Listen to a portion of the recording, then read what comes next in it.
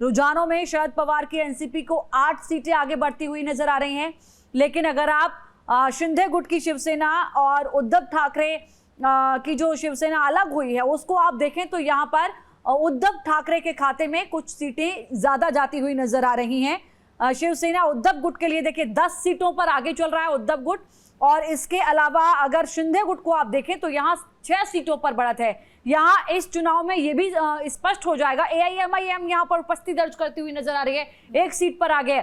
तो ऐसे में यहाँ शरद पवार की पार्टी एनसीपी 8 सीट पर आगे है, अजीत पवार की पार्टी कितने पर है इस पर भी देखना होगा। लेकिन ये जो स्थिति है इसको देखकर आप ये जरूर कह सकते हैं कि इस बार का जो महाराष्ट्र का रिजल्ट होगा वो नई एनसीपी और नई शिवसेना उसको कितना समर्थन लोगों का मिला है, एक तरीके से अग्नि परीक्षा हो जाएगा कि आखिर किसे कितना प्यार मिला। लोग अभी भी शिवसेना के शिंदे गुट पर विश्वास करते हैं या शिवसेना के उद्धव गुट पर विश्वास करते हैं, देखना होगा। देखिए रुझानों में AIMIM को 1 सीट मिलती हुई नजर आ रही है, और ये इसलिए बड़ी बात हो जाती है क्योंकि पिछली बार अगर आप महाराष्ट्र में AIMIM के वोट शेयर की बात करें तो ये 0.72% था, और ऐसे में अगर 1 सीट यहाँ से ये पार्टी निकाल कर ले जाती है तो एक ये बड़ी सफलता होगी। पिछली बार महाराष्ट्र में अगर आप बीजेपी के वोट शेयर की बात करें तो यहाँ पर 27.59% जो वोट शेयर है वो रहा था। शिवसेना जो कि उस वक्त टूटी नहीं थी उसका वोट शेयर 23.29% रहा था, और कांग्रेस लगभग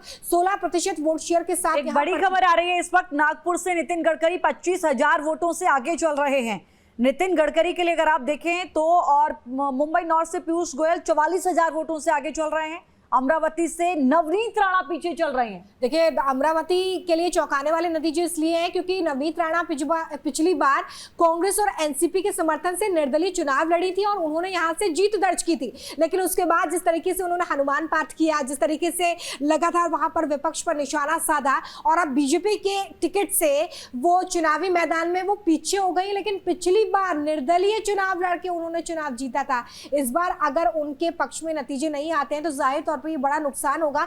हालांकि वो अपनी जीत का दावा पुरजोर तरीके से करते हुए नजर आ रही हैं। जैसे ही उन्हें ये कंफर्म हुआ कि उन्हें यहाँ से टिकट दिया जा रहा है, उन्होंने अपनी पूरी महिला मंडली के साथ ये दावा किया था कि वहां से ये सीट तो बीजेपी के खाते में ही जाएगी। बिल्कुल। और देखिए अगर आप बारामती की बात करनी होगी, यहाँ पर लक्ष्मी सुप्रिया सुले यहाँ पर आगे चल रही है, यानी कि यहाँ पर एक बड़ा विलास अठावले हमारे सहयोगी हैं इस वक्त हमारे साथ मुंबई से लाइव जुड़ रहे हैं। विलास, महाराष्ट्र की तमाम सीटों को हम आंकड़े अपने दर्शकों को दिखा रहे हैं, फिलहाल किस सीट से कौन आगे कौन पीछे जाता हुआ नजर आ रहा है, और क्या ये माना जाए, जैसा कि इससे पहले मैं चर्चा कर रही थी, नई एनसीपी और नई शिवसेना दोनों की किस्मत का फैसला आज हो जाएगा।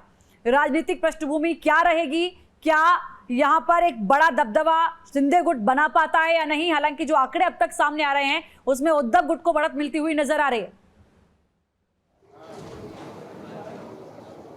देखिए दो चीज़ें बहुत मायने रखती है। महाराष्ट्र का ये चुनाव है बहुत अहम होगा क्योंकि महाराष्ट्र का चुनाव हो सकता है कि देश का ट्रेंड जो है वो बता सकता है।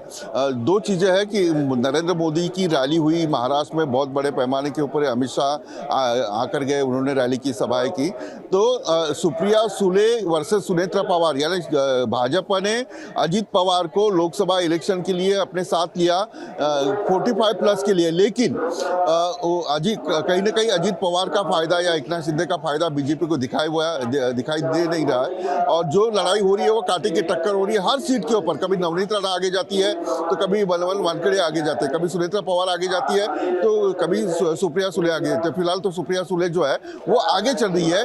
जब तक लास्ट राउंड नहीं होता तब तक महाराष्ट्र का ये जो रिजल्ट है वो ऐसे ही चलते रहेगा। इसकी 2-3 महत्वपूर्ण कारण है।